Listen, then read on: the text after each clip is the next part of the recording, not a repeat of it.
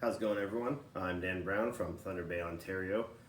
Just got back from Winnipeg Regionals yesterday, where I placed first, going undefeated in 6 rounds, playing Lunalight Fiendsmith. Here's the deck profile. Start off, I was playing Lunalights, 2 Black Sheep, search for polymerization, recurs from graveyard by discarding or used for fusion material, not once per turn. Great for continuing combos. I played 2 Lunalight Tiger. Lots of people cut that down to 1 now that there's a lot more searching capabilities. I still like to have 2 though. It's great to draw, it's never a brick, and having 2 just means you have more extenders. I got 3 of New Gold Leo, MVP of the deck, on search or on summons, searches, and then discards a card and can add back from graveyard when they're sent once per turn. It really just sets the entire deck off, always the MVP. Playing 1 Yellow Martin and 1 Emerald Bird. Both graveyard effects when they're sent there by fusion or something like discarding off of Gold Leo. Yellow Martin, searching for one of your spells and traps. Emerald Bird, recurring from graveyard or banishment. Really great for when you're fusion summoning. Doing 2 of the Silver Hounds. I like to run 2 of them. I feel like most lists do. Lets you special summon from deck when it's sent to grave by card effect. As well, it is a spell trap card negate on the field. So it's always good to get 2 set up. 1 for your opponent's turn, then 1 back to your turn. Running 2 Kaleido, obviously the original MVP, sending from deck, extra deck, not once per turn, just allows you to get so much advantage. 1 Wolf for Miracle Fusion when needed, and actually once yesterday in the finals I did end up pendulum summoning Kaleido and Gold Leo from my hand, so not that that's really going to come up, but it can, and it can be extremely helpful.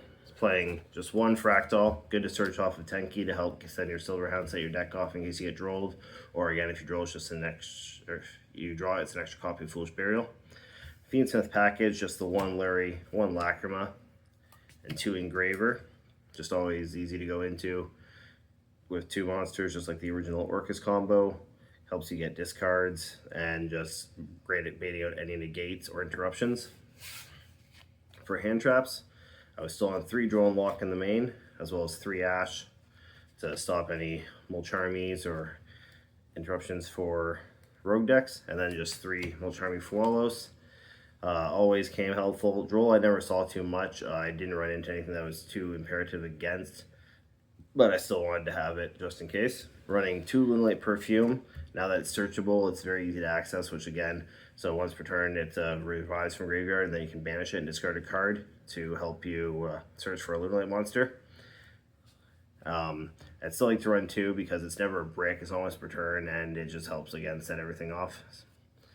Running only 2 Masquerade. A lot of people go for 3, especially with this build though. I felt like it wasn't needed. There's lots of consistency with the deck, and I don't want it to be clogging up when I can already access so much. And the 1 Lunalight Fusion, great for searching when I already have Masquerade off of Yellow Martin, and can be great for going second when your opponent already has a field set up, so you can send from your extra deck or just your main deck.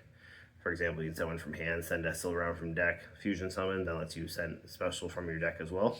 Running the 1 Polymerization to obviously fuse, search off Black Sheep. Running 2 Tracked, which again, sometimes with this deck, because it's more tight, you gotta set your stuff up better. There's times where I'd open this with a Perfume, so I'd actually track search Lurie and discard the Perfume, and then using Perfume's effect, you banish it, discard Lurie to get a search, and then you still getting Lurie's effect off. Again, running just the 1 Tenki. I've never been a fan of 3 in the deck, although most people always say that you should run 3. Again, I feel like the deck just has lots of consistency. Having multiples in those hands, it can brick your hand up, especially when if you really need it, you can just search it off of Tiger King. Then just running the 1 Foolish, 1 Talent, 1 Call by the Grave. Start your plays, stop your opponent. And then 3 Imperm, and then just 1 Fiendsmith in Paradise. Wasn't sure on that. I started out most games, obviously, going second, but they did come up in 2 different games, so it's always good to have it as backup. And it's, again, not much of a brick when you can discard off with different effects. That's it for the main deck, running 44. I've always had trouble getting down to 40, but I found it ran really well. I only ever really had hand issues once in 1 round. Extra deck, again, because of the hybrid build, it's pretty tight. most people are trying to max out on getting Liger Dancers on the field, but that was a route I chose not to go with in this build. So I was running 1 Requiem and 1 Necroquip, and 1 DD Wave King High Caesar, along with the Desiree, Moon, Sequence, and Ignum Day for all the Fiendsmith packages. I was considering just going with DD Caesar, but I felt that it was a lot more rewarding to also include the Desiree package for when you get stopped. There was one round where I couldn't get into Lunalight at all, so I just sat on a untargetable Fiendsmith Desiree against Yummy, and it pretty much carried me that game.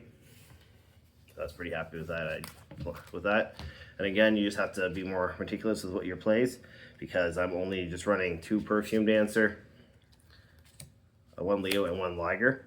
So often I'd be making sure that when I fuse into Liger Dancer, it'd be after summoning Clouded Chick off of Perfume, so that its name could copy Leo Dancer. That way I have it in the grave for a Silverhound negate, or I can return to the extra deck with Blackhound when used for a fusion summon. So I just had to make sure I was using that foresight when doing summons. And then I was just running 1 SP, 1 Maguska, 1 Brotherhood, and a Proxia Magician.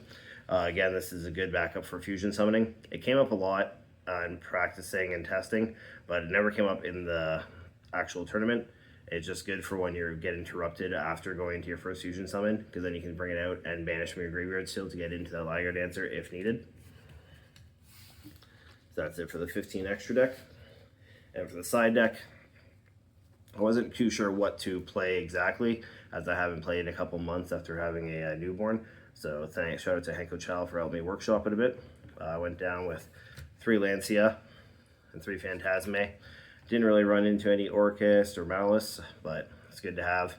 3 Book of Eclipse and 3 Droplet, both MVPs. Great for going against Yummy. And then I chose to run 2 Cyclone to try and again hit stuff like the Yummy Field spell, Draco spells and traps, and 1 Rivalry of Warlord, which came up pretty well against Draco Tail and Yummy after they tried to start with Sky Striker package. Getting locked into Machine or Warrior really shuts them down as well. So that was it for the side deck. Things I would have changed: I was pretty happy with the deck the entire tournament. It was consistent as I had in testing. So my matches were against Krishan, Kashtira, Yummy. I played against Fiendsmith, Fire King, and then Tenpai, K9, Dracotail K9, and Dracotail in the finals against Purveyor, who came second going X1. Shout out to my Thunder Bay crew for the encouragement and the workshopping, and that's it. Thank you.